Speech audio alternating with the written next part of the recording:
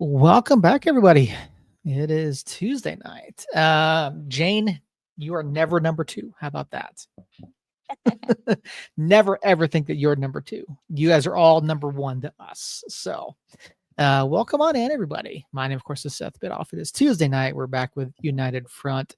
Joining me this evening, we have the one, the only Christina. Jacob may or may not be here. I don't know. Jacob just texted us a few minutes ago. He got called out to some sort of an emergency at the lake. So we don't know. Jacob might be here. Having a lot of fun, and they need someone to come and say, "Simmer down, people." That might be it. Jacob is the spoil sport like that, since he is a soulless robot and all. So, but we're here. We got some things to talk about, some not good things to talk about. We do have, I think, a few good things, and we've got a San Antonio match to talk about. So, first and foremost, we had thought we were going to have special guests this evening. It sounds like that's going to be postponed to next week, maybe next week, hopefully. Yeah. Okay. Yeah. All right. So next week, hopefully, we'll have a special guest for you guys to come in, sit down with the three of us, hopefully. And I think you guys will really enjoy it. Really great person to talk to. I met this person last weekend. Yeah, last weekend. 2 weekends ago. 2 weekends ago. You did. Yeah, 2 weekends ago. So, yeah. Yeah, at the last game that we had for what feels like forever now. But yeah, so we're here. So I guess we hop right into it. And Christina, I had to have a serious question for you. Does ranch go on pizza? Dion's ranch goes on Dion's pizza. But other than that, no. No. Okay. Interesting. No. Interesting. I mean, my son enjoys it. I'm not against it. I think it's fine, but I think if I'm going to do Dion's, it's going to be the green chili ranch. Yes, that's even better. Yeah, I think that's a fair assessment. Josh, yes. God, the news between yesterday and today, I'm waiting for the third one now. It's like 1, 2, 3, 4, 5 punches. Yeah, it's usually like three. It's usually like what deaths come in threes or something like that. Malcolm Jamal Warner, Ozzy Osbourne. Like, who's next? Like, Malcolm Jamal Warner, not that much older than we are. No, not at all. No, he was 54. I read 50. Yeah, that's crazy. I didn't see. And it was in Costa Rica, right? In the ocean. I think that's what I saw. Yeah, I didn't look too much into it. Just things going on with work and whatnot. Didn't look into it. Autopsy completed. Man, that's just crazy. He was still young. Accidental asphyxiation by submersion. Yeah. Wow. Oh, that's crazy. And then obviously Ozzy Osbourne today announced by his family that he passed today. And yeah. So it's not been a good week, obviously, and for a number of reasons. And Christina, I know you weren't on the show last week. I don't know if you listened, but I did listen. I listened today. Jacob and I were talking, and Brucey came up as a point of discussion. So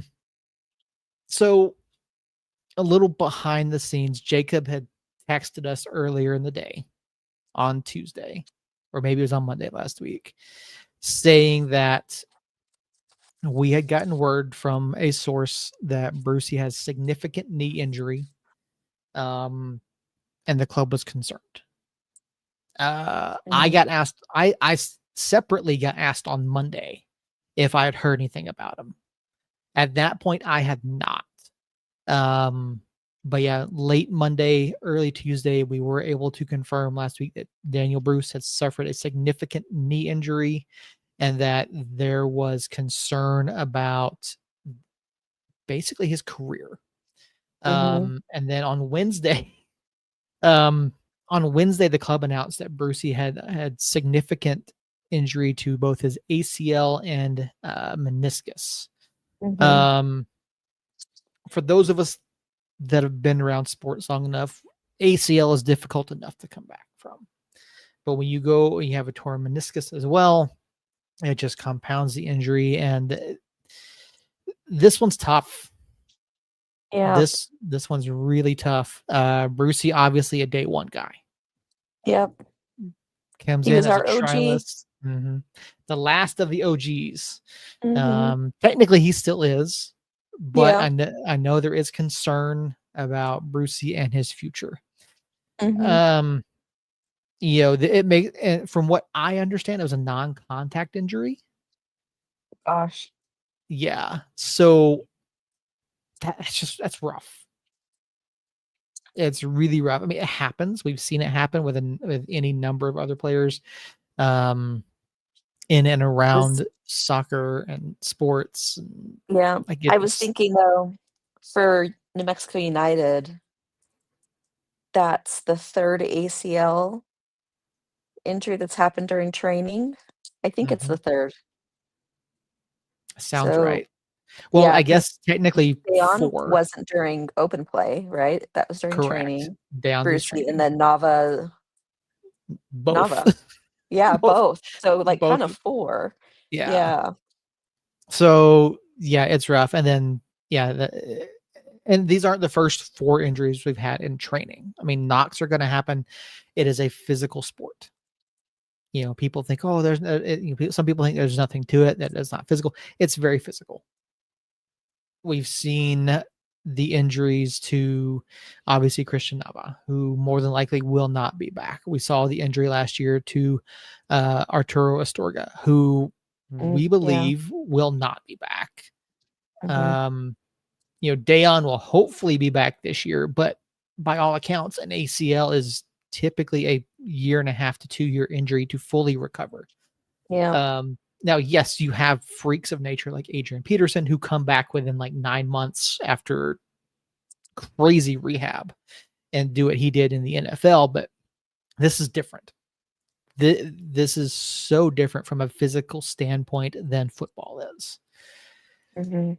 So, yeah, just devastating news for Brucey, for the club. We'd be talking about what's been going on with him, what is going on with his usage, and we've kind of felt like a time, where does he fit in? Now we know I mean, he'd say we won't have him.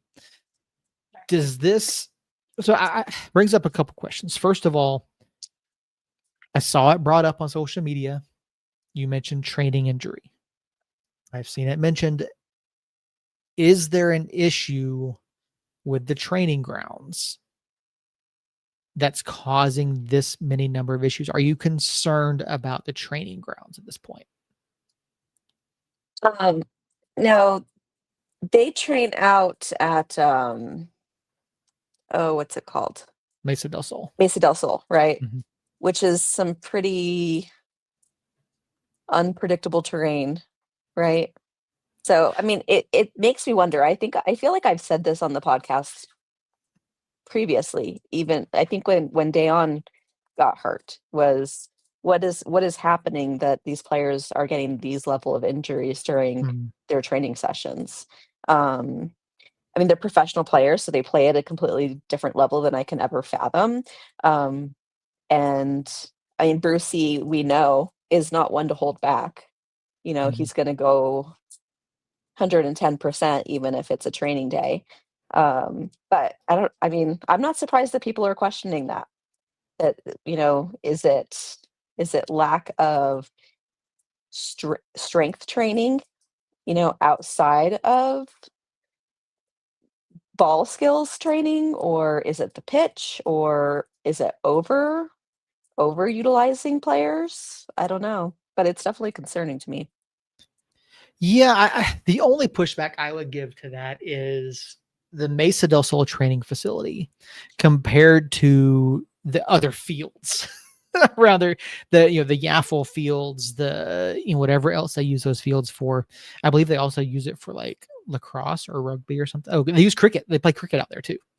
Mhm. Um, the training facility is far better than those fields, but I do get it. I do understand, and uh, I, But even if we get the stadium, when we get the stadium, if they opt to do turf, I mean, we know historically for Mhm. athletes, turf is horrible for athlete safety. So I don't know, begs to question.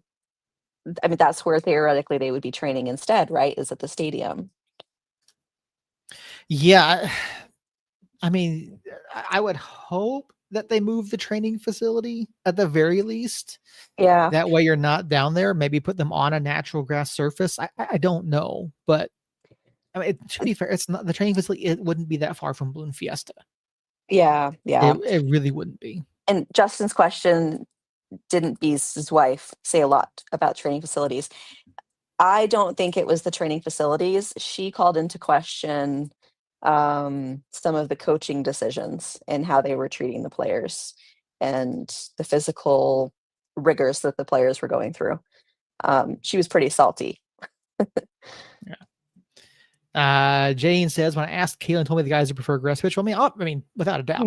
I Yeah. think if you ask the players, I would say 98% of them minimum would say Mhm. yes, they want a grass pitch over turf. Mhm. And in our talks with Ron and Pete and David, we see Carl. I mean, grass is obviously the preferred pitch surface, that without a doubt. But I do understand the club's concerns when it comes to maintenance and upkeep and Mhm. cost associated with that, because grass is not easy to keep here in New Mexico. Uh, I water is a real situation. I Mhm. know the city struggles with it. I know they have watering bans during the summer. I know that there are times where it is of concern. Now, and also to be fair, with the infrastructure upgrades that are going to be happening at Balloon Fiesta Park, there's already going to be an increase in water supply that's being used out there. So Mhm. I don't know, maybe there's something to be said for water reclamation projects. Maybe there's something for I don't know. But I have to think like places like my apartment complex, there is so much water being wasted because when I go running in the morning, I see the water just running down the street from them watering first thing in the morning. Now, to be fair, you don't want to do it in the middle of the day, so I understand. But there's just a stream of water running down the road. But maybe there's a middle ground. Maybe there's the turf obviously has downsides. It's not as forgiving. It's it it, it it doesn't give like grass surfaces do. It gets hotter than grass surfaces do. Mhm. So there are concerns, but it's also more cost effective. So I don't know. I really don't know what the issue is. I mean, could it be a training thing? I mean, potentially. Like I know that when you're running and you're training for, distance running or endurance running, that you do want to work legs as well Mhm. Mhm. to help build up the tendons and the muscles and build your body to withstand that. Now, I think Brucey, from what I understand and from talking to him, he has a tremendous regimen, but even in the off season, like Yeah. I've talked to him in the past, and he basically says like he takes like 2 or 3 weeks at the end of the season to relax and recuperate, and then he gets back at it. Mm. Because we've seen guys come in preseason and be out of shape, and when you have a 3 week, 4 week preseason, that's not enough time to really get back into shape. Now, obviously, muscle memory is a thing. I can tell you that from me getting back into training and running, like my body does tend to adapt a little bit quicker because it's familiar. So I don't know. I mean, there are concerns. This, it's a significant, it's not an insignificant number of ACL injuries. Mhm. I mean, knocks happen, bruises, sprains, that stuff happens. I would consider all of that normal. It's the number of ACL injuries that's concerning. Mm. Yep. I found myself having the same thoughts when I saw the I think it was a text. I don't know if you texted or Jacob, but then I Mhm. checked social media and I thought, not another one. Yeah.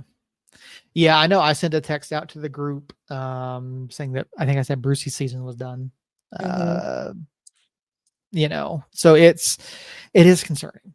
And it also brings into question the depth of this club, which has again been something that we've been concerned with this year. Now, obviously, Hursty came back, got some minutes in the last match.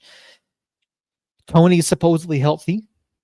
Sergio's healthy-ish, it looks like. Kalen is still out for, my guess is another 4 weeks, 5 weeks. Minimum, yeah. Yeah, that's my guess there. But again, I think there is an injury, continued concern about the depth of the squad.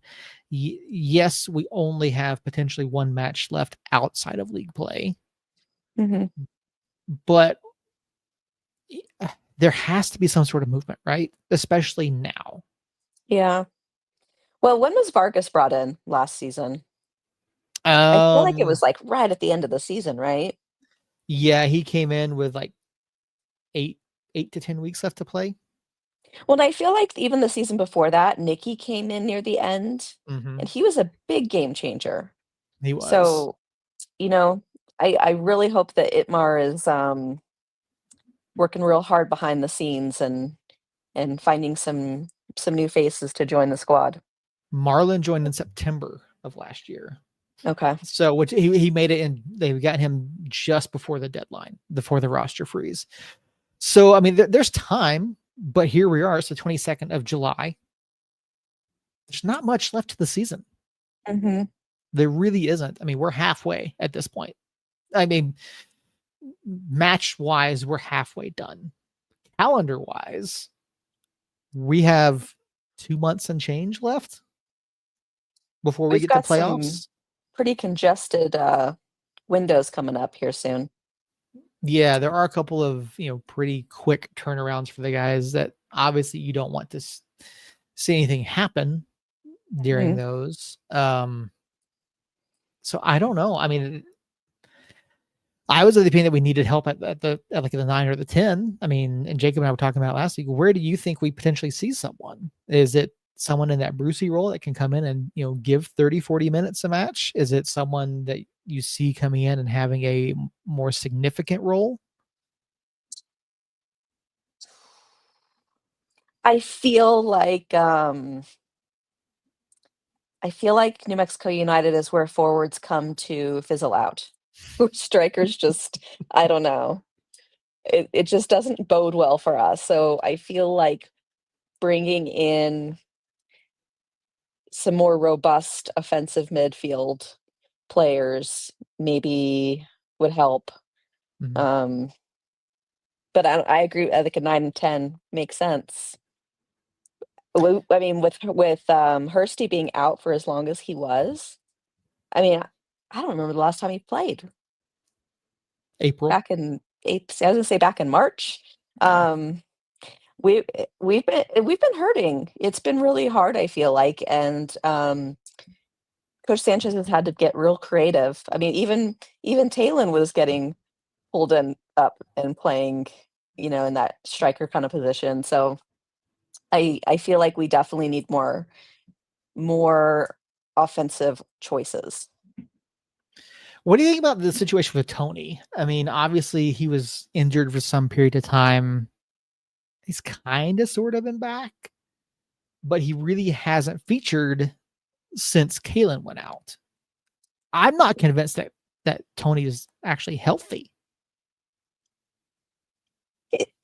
I don't know. Is it health, or is it kind of like a Bruce treatment? I felt like Bruce just wasn't getting any minutes at all. Not even, or not as many as I would have liked to have seen as like coming off of the bench and relieving, Mm-hmm. and just being that sort of pesky gnat of just causing havoc. And I feel like Tony's kind of been in the same boat where it's just like, why isn't the coach utilizing him? Is it because of injury, or is it because he's just not fitting into Sanchez's preferred style of play? I don't know, but I definitely miss him. I think that him and Maples in the back last season, they were like a really great duo. Mm-hmm. I don't think anyone would disagree with that. I mean, I think Talon was by far the better of the two. And I do think the pairing with him and Kalen is better than him and Tony. But I mean, Tony was good. He was. I had no real complaints about Tony. I don't. I don't say that Talon was far better in order to to bring down Tony's efforts and contributions last year, but he just didn't seem on the same level. So I don't know. And we've seen, Jabang. That's the point that Josh was bringing up there. I was going to bring that up too. We've seen Usman play center back, which yes, he's played there before, but I don't know that I want him there. Yeah, I liked him better in the midfield. Yeah, I can't disagree. I think he creates more. I think he puts more pressure on opposing teams. I think that's a better spot for him. I mean, I get it. I mean, I get he has size, and yes, he has, the leg and the ability to clear, but I think he does better with space to play, with opportunities to move forward and move the ball around, and he really doesn't get the opportunities to do that playing as a center back. Yeah. He's he was doing really well with creating chances for us. Yeah. That he was. And I mean, we were stuck between a rock and a hard place with Kalen's injury, so it made sense why he got put back at center back, but I don't know, I'd like to see that shift again. Yeah. Josh, you're absolutely right. He shut down Bouanga last year in LA. I mean, that was such a good job. I know we praised him for it. So I don't know. I don't know where the club goes in this as they look at the back half of the schedule. But I mean, right now we're looking up at teams. And lost 3 of 5. We've dropped to third, right? Yep, dropped to third after results at the weekend. I mean, obviously, no one's running away with the West still. I mean, I don't expect anyone to. I mean, looking up, I mean, FC Tulsa is at the top of the table now. They have 4 points on us, even with our match in hand on both of them and San Antonio. You throw in 3 points. I mean, we're still only one ahead of San Antonio and one back of Tulsa. Yep. Last week, Jake and I were talking about, missed opportunities and the panic button, like we mentioned, some number of weeks ago. With how we've seen it, I do wish you've been on the show last week so we could talk about it then. But where are you on the panic scale? I feel like I'm tapping it. I'm tapping that panic button. Like, am I going to push it?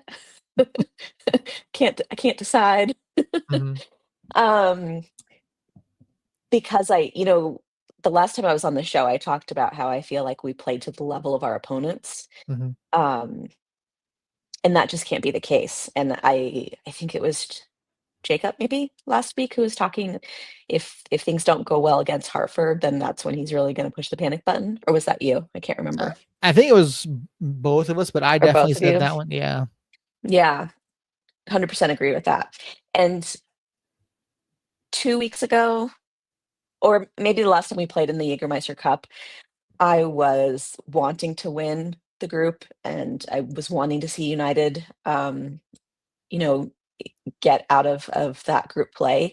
But now I kind of feel the same way about the Jägermeister that I was feeling about Open Cup. Like, it's just too much on the squad with the injuries that we've got and the lack of depth that it feels like we have. It's just like we need to focus on just league play. Well, if we don't advance, I don't think I'll be sad. Yeah, that seems to be somewhat of a common thought amongst several different folks across social media. I mean, to me, the opportunity for silverware is good. You always want to be fighting for silverware. You want to, obviously, silverware brings money and attention and eyes, and getting that first trophy, sticking that first trophy in that case is going to be a big moment for this club, for any club. And from my vantage point, I would love to see us win on Saturday. I would love to see us continue and get to the knockouts. But I understand the sentiment. Like I want Mhm. I want us to win the whole thing. The competitor, the fan wants me to see that silverware, but I understand it. I Mhm. understand, we don't have the depth, we don't have the healthy bodies right now. Let's just get back and just focus on the one thing. But I don't know. I have a hard time getting into the, oh yeah, let's write it off. Let's let Mhm. San Antonio have this one. You know. And we know that the players aren't gonna feel that way. We know that the players are gonna be hungry and Yeah. want that win. But I guess I'll feel a little less anxious watching, like, Yeah. que sera, sera.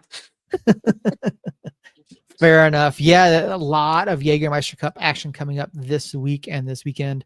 There are still a number of teams that have only played half their matches, but Phoenix Rising is officially done with their Jägermeister Cup group play, I should say. I don't want to say they're done with their run. However, they are most likely eliminated from advancing based off of other results. They're only sitting on 7 points, and I don't see them advancing.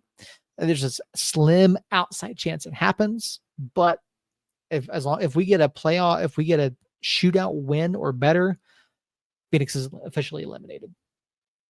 That's the long and short of it. There are other scenarios in which they're eliminated. There are scenarios in which they go forward. From our group, only Union Omaha has officially been eliminated so far. Texoma, I would say, is essentially mathematically eliminated. El Paso, I would say, is mathematically eliminated. The best they can do is 6 points. The best Texoma can do is 7. But the rest of their schedule is they have Union Omaha and Switchbacks. So I don't see them getting 6 points there. Maybe 3. I don't see them getting 6.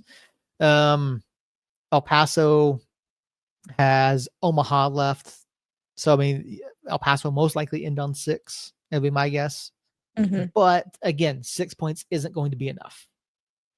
But they're not It mathematically eliminated somehow. No, and for us to advance, we have to it would be a for sure if we beat San Antonio. It would Yes. be a maybe with some help if we win in a shootout.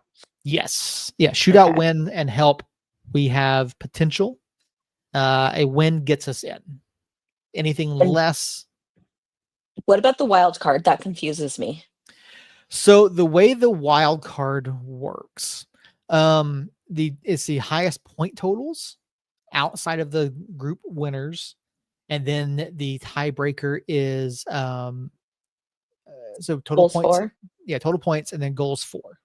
Okay, Okay. so if we happen to finish on 8, we would look at all the non-group winners. If there are non-group winners that finish on 9 and we finish on 8, we're done. So yeah, there's a lot of different scenarios. There's a lot of ways that it could play out with us on 8 points, but the easiest way is winning you're in. So We're familiar with that. yeah, that we are. We've certainly done enough of that over the past several years, winning you're in. Yep. Yep. So, but Saturday is not going to be a walk in the park. Nope. Out at Toyota Field, San Antonio FC. San Antonio has seemingly fixed what their issues were from earlier in the season. They've Mhm. won all 3 of their group stage matches. I mean, honestly, even a shootout loss for them here gets them in. Mhm. I mean, that guarantees that they're in. I mean, yeah, it's honestly, yeah, a loss and they're out, but a shootout loss or better and they're in. Mhm. But they're playing well. They really are. They're playing really well. Their last in cup play, they beat Phoenix Rising 1-0, they beat San Antonio 2-0, and Omaha 1-0. And then if you look at them in league play, I believe they have won 3 of 5 with 2 draws Mhm. in there. And 3 of 5 with a draw and a loss in the middle. So most recently, they're coming in, they're rested just like we are. Yep. Playing at They home. playing at home. They've got wins in their last 2 over El Paso and Tampa Bay. And like I said, they're seemingly putting it together. Now, the season And series we're with San coming off Antonio. of a brutal loss at home Mhm. and some pretty brutal injuries for core players. Yeah. I I feel like we're kind of like limping into this game a little bit. Like, it's been good that we had this last week off, but Mhm. I don't know. I'm worried. I'm a little worried for our guys. Yeah, I feel the same way. You look at how we're playing, and I always look at this as how are we playing lately, right? And I'd say that when we talk about power rankings, but I'm not even looking at power rankings. Don't care, don't want to know. John probably has us at 29. So I did see the USL in passing, and Mhm. we moved up one space. I think Oh, that they have. I know, which I thought it's always interesting to me when there's any kind of movement when a team has a bye week. right. Um, I think New Mexico was ranked 8th Hmm. on the Okay. USL ranking. I mean, I feel like it's a bit too high given how we played of the past 5, but whatever. Mhm. Um, but yeah, season series wise with San Antonio, we've only played them once so far. We did beat them 4-2 back at the lab, back on June 21st. And then the next regular season matchup isn't until September. So, but this is not the same San Antonio side. Nope. Have you watched them lately? What are they doing well? What should we be watching for on Saturday? Well, I I think in the Open, or not Open Cup, but in the Jägermeister Cup, I think their win against Phoenix was kind of in the dying moments. Mhm. And then their most recent win against, who did they beat? Omaha. No, I mean in Open Cup or in league play, it was in the Oh, dying Tampa Bay. moments. Yeah, so they beat Yeah. Tampa in the dying moments. So, um, it's kind of been like the answer to us coming back in the dying moments and getting 2 goals and getting that win. So, Mhm. I think we have to really look out for keeping the gas pedal down and taking those shots and pressing through the very last whistle, Mhm. not letting up. I'm a little worried, about, I don't know, the substitutions feel like they've been a little bit off for New Mexico. I can't really speak to, maybe San Antonio's, their squad is finally healthy, and they've got some good depth going, and they're, getting several games in a row together as a unified squad. Mhm. And so that's helping them to make those connections and get those results, as opposed to New Mexico struggling with injuries and strange lineups and making the best of situations. Um, I haven't watched them actually play though. I've only caught highlights and noticed that it was those dying moments where they're pulling out the wins. Yeah.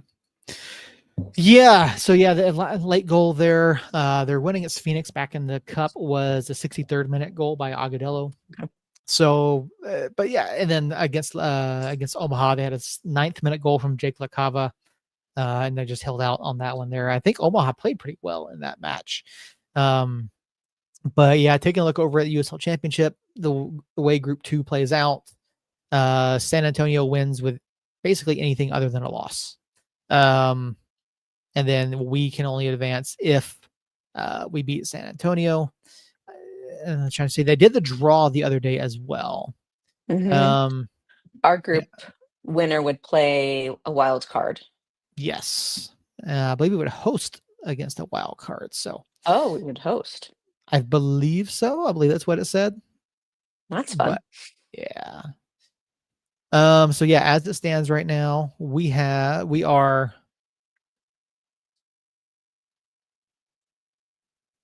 10th in the overall standings, which puts us 5 spots back of the group leaders in terms of wild card standings. So, um, Oof. yeah, yep. So it's like I said, without a win, it's gonna be really tough. Yeah, I feel like their message has just gotta be win and you're in, you know, Mhm. not counting on getting the draw and then winning a shootout again. Just, getting the result in the 90 minutes. Yeah. Yep, that's that's got to be the message, and I would love to see a halftime speech or a pre-game speech from Coach. We got to see that some, obviously over the Mhm. past couple of years, but I would love to see what Dennis has to say. Um, but yeah, I mean, I San Antonio, to me, this is not so much about what San Antonio does, but about what we do. I Yep. mean, we have to we have to be creative. We have to pull San Antonio. And San Antonio is not a terribly defensive team by the way that they scheme. Now they're very good defensively. They've certainly improved over the season, but I don't think they're going to sit back and play like we saw 2 weeks ago against Battery. I mean, Battery they dropped, and I was talking about it early on. Battery had 10 people inside the goal area in the first half of that match. They did not give us an ounce of space, and nothing that we did was creative or threatening enough to pull them out and get them out of position. So like we have to flip it. We have to get the ball into the area. And this is where we struggle because we don't have the size to do that against a team like San Antonio. So you've got to take chances from different areas, from outside the box. You've got to make them come to you to open up those passing lanes, open up the shooting gaps. We have to be better about creating opportunities. And then when we do have them, we have to take them. Mm-hmm. And we need to see a performance similar to their performance against Real Salt Lake in the Open Cup last year. That would be fun. Mm-hmm. That would be very fun. But yeah, I mean, it's just we've talked to Harry a number of times, and Harry's obviously in our group chat with us. And I would have loved to have had Harry on the show to talk about this and talk about the match this weekend. Hope maybe we can get Harry. I was saying maybe we get him next week, but if we have our other guest next week, maybe we won't talk to Harry. Well, our other guest is flexible, so we could always, yeah. So it would make sense to have Harry on next week if he's available. Yeah, we'll talk to Harry and see if we can get him on after the fact. But yeah, it's just, I don't know.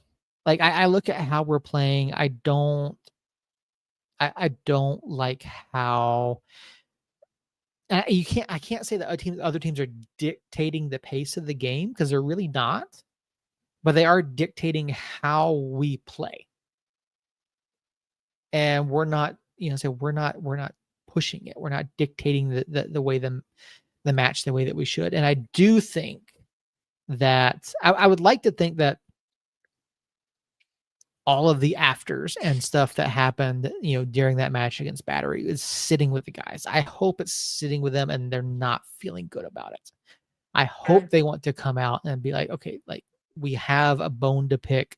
We have to prove ourselves. Like, we are the defending Western Conference champions, like regular season champions, not playoff not Western, not playoffs. Yeah.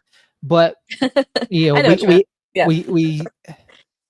I don't want to say we've gotten lazy, because I don't think that's it. I think we're not playing like the underdog. We're not playing like we have, it's almost like we're playing afraid at times. Well, it's last show that I was on, we were talking about possession with purpose. Mm-hmm. And it just hasn't been the case. It's just been aimless possession, it's felt like. Yeah. Maybe not aimless, maybe that's a little bit too panic button. But yeah, just in complacency.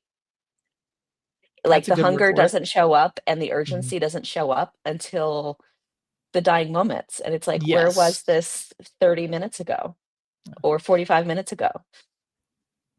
Yeah, no, I mean, to be fair, you can get things done with late bursts and late surges. But no, when you're leaving it to the last 10, 15 minutes of the match, you're not really giving yourself much of an opportunity. You're not using that possession and making and for a purpose. Jane, possession for possession's sake only. Yeah, I mean, it kind of feels like that at times. And there are times where I'm sitting in the box going, get the ball forward. I was in the press box, against during the Battery match, and there were other people in the box saying, get forward. Get forward. Why are we not pressing this? Like, we have our energy in the last 15 minutes of that match was great. And I think we dealt with a lot. And I think the guys were incredibly frustrated at that point. And obviously the afters in that one became an issue. Yeah. Where I think we're very fortunate that match ended 11v11. Yeah. Um, It shouldn't have been. I no. I was in total agreement with the chat from last week. I am not a fan of Hasu. Mhm. And I think he came into the lab with a chip on his shoulder. I'm convinced of it now. Like, I It's don't think it was funny an amicable because split. see, I don't know because I thought what we were told is that it had to do with a family situation. Now I could be wrong, but I think that was a different player oh yeah, it might have been. who went west. Yeah. I think you're right. But no, so I don't know. I mean, I don't know if it was, but he came There was no in. love lost for that guy. I mean, like, it seemed like he had a chip on his shoulder and against players that he like who are teammates. Yeah. Just I don't know. I couldn't believe that he made it the full night, or well, until he got Oh subbed yeah. off. Oh, I couldn't believe that he made it to halftime, um, Yeah. but no, it's one of those things where teams have figured out how to frustrate us. Teams have figured out how to sit in those mid to low blocks and congest the area and make it incredibly hard for us to play the way that we want to. And Mhm. we've seen that, and we have to change it. We have to pull them out. We have to play differently. I mean, you can still play with possession, fine, whatever, but you have to draw people out by being creative and taking risks, taking chances. And they have San Antonio has the capability of doing that, of doing the same exact thing to us that they've done before, that Battery did, that El Paso did in that first match, that Rising did, like. But I would think that at home San Antonio doesn't drop like that. Mhm. I also think we need to see our strikers coming back. I, Mhm. I feel like I've noticed some laziness with not getting back and getting onside and getting caught offside when there's no reason to be. And it's missed opportunities when we finally get the ball in the attacking third and offside. Yeah. And that's because they're camping. Yeah, yeah. And that's one thing that I've said time and time again is that it just seems like there was no movement. Like players aren't moving, they're not creating even off the ball. If you move off the ball, you're going to draw attention. You Mhm. you are. Like you have to move and create opportunities and we haven't done nearly enough of that. Um Yeah, I don't know. I mean, I do have concerns about this game. I would love to see us advance and get through again, because that's just the competitor. Like that's the fan. Like I want silver. I want us to have a trophy. Mhm. And I think that this is going to be a really good opportunity for us to do that because I'm gonna look at the cup standings here again real quick. It looks like it will be nothing but championship teams winning the Yeah. groups, and then you have a couple League One teams uh, that are knocking on the door for those wild card spots. But I think it's a good opportunity because like you're going to see a number of these USL Championship teams that are competitive. Like Colorado, El Paso, Tulsa, more than likely not going to be going forward. Mhm. Detroit City, there's a chance that Lou City doesn't make it out. So like some of these teams that we've seen and we know they're good may not come out of this. Mhm. So it's a winnable tournament. Group 6, Mhm. GVL. Is that uh Greenville. Greenville? Okay. Mhm. Yep. Greenville sitting in second there. I think they're probably I think they have the best chance of any of the League One sides to Mhm. come out. Depends on their last matches against SC Naples. So, they stand a pretty good chance of finishing on at Yeah. least 8 points in that one. I love seeing Battery already eliminated. Yeah. I'm officially rooting for Lou City. I hope they wipe the pitch of Battery next weekend. Yeah, that would be fun. Mhm. Yeah. So, looking at Saturday for me, it's going to come down to uh, not any one particular position or spot on the field, but it's doing something with the possession. Like, I get it. Movement is important. You have to move to draw movement to create space. But that's the key. We have to be sharp with possession. We have to be smart on the ball. We have to uh we we have to be better. We have to take those chances. We can't just wait for the perfect opportunity. Like, maybe you take an 80% shot, and it catches them off guard, or Mhm. takes a deflection, or you have to do it. You have to put pressure on San Antonio. Shoot, You have shoot, to shoot, make shoot them from the angry. Yeah, outside. there you go. James So, Wright. I'm gonna be yelling, shoot at my TV. yeah, that's the way to do it. So any particular thing that you want to see other than shooting is there a player for us that you think will be a key playmaker for us? Well, I hope Hursty gets more minutes. I hope he gets, I mean, right off the bench, he had a really good opportunity. That would Mhm. have been pretty cool if he had just come out and scored, and that was that, and time to get rocking and rolling on the momentum he had pre-injury. So I really hope that he gets more minutes, and that it's a good showing for him just to kind of get back into the swing of it. Yeah, I think that would be a really good thing for him. So hopefully we can see that. Hopefully Hursty gets a few more minutes here going forward.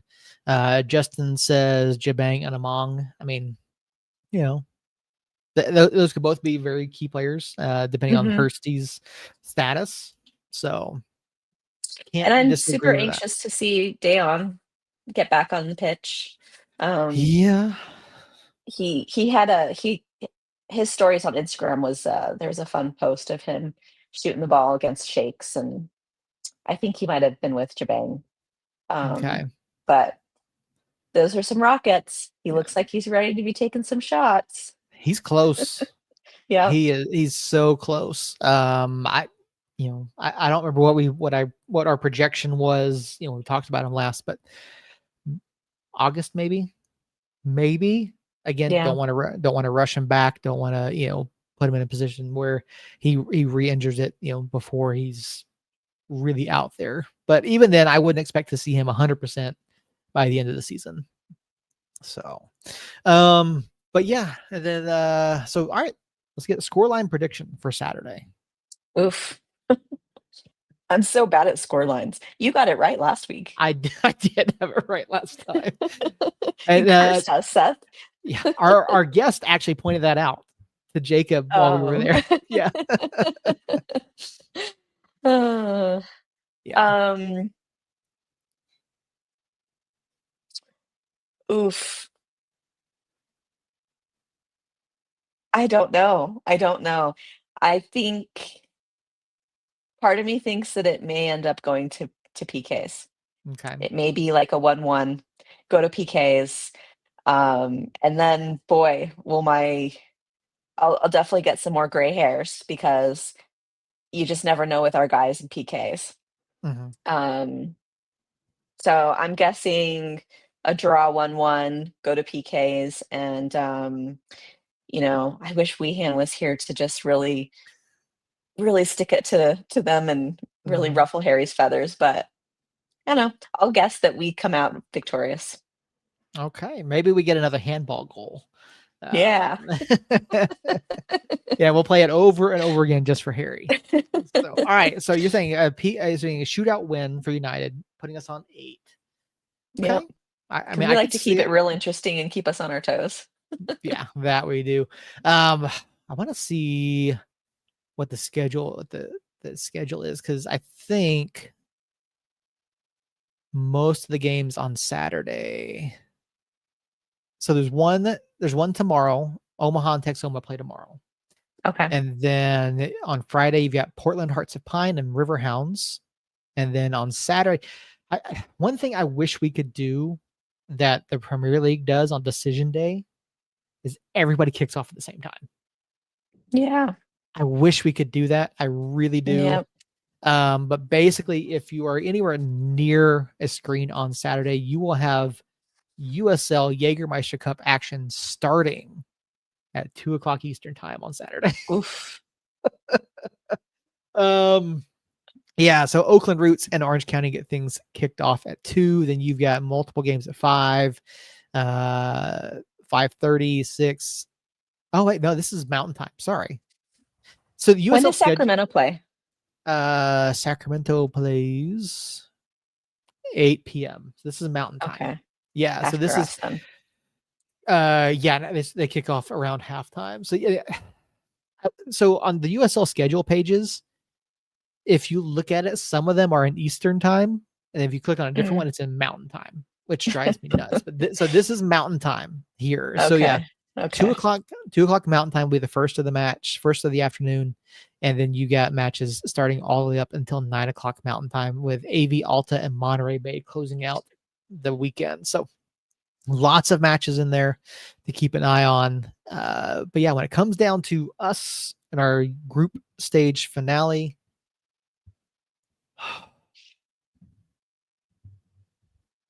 I just I'm gonna say Yeah. 2-1 us. Oh, you're optimistic. I hope you're right again. I am too. I hope I'm right too. I would love, again, I said the competitor wants silverware, right? Would love to see it. Would love to see it happen. But yeah, maybe USL can put all of these, put decision day all at the same time at some point. Like I think 5 o'clock Eastern. I mean, well, no, that wouldn't work for us, but maybe like a 7 o'clock Eastern would be better. Yeah. Not terrible.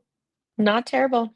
Not terrible. I mean, obviously 5 o'clock here is still fairly warm, but just put hydration breaks. You're good. Yeah. Yeah. But yeah, I would love to see a decision day type thing happen, but I don't know that it will.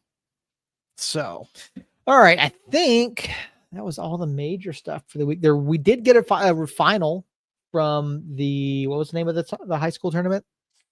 The Summer Classic. Summer Classic. I was literally just looking it up. So Okay. my alma mater, super proud. Go Bears. La Cueva won. Yay. Second was the Ravens. So who's the Ravens? No idea. I don't know either. And then third place was Albuquerque High, the Bulldogs. Okay. Sorry to the Ravens. I don't know who you guys are, but good job on your second place finish. Next year, I want to see it for guys and gals. That would be a lot of fun. I want justice for the ladies. Yeah. Let's see. Oh, that is not what I wanted to click on. Yeah, I'm trying to see who is it. Maybe they are. Maybe it is Rio Grande. Participating schools: Albuquerque Academy, Albuquerque High, Trisco Heritage, Centennial, El Dorado. It's not El Dorado. It's not Hobbs. It's not Rio Grande. Rio Rancho? I don't know. Roswell. It's not St. Pius. It's not Volcano Vista.